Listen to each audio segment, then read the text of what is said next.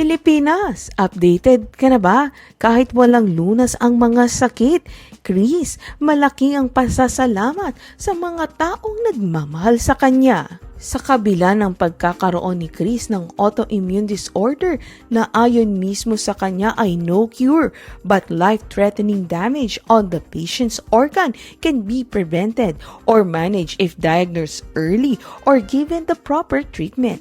Still, malaki pa rin ang pasasalamat ng tinaguriang Queen of All Media sa mga taong nagmamahal, nagmamalasakit at nagdarasal para sa kanya.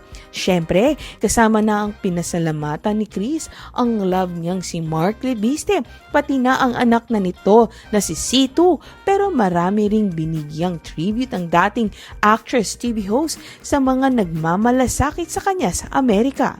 Isa sa mga pinasalamatan niya ay si Mary Ann Opeña na matagal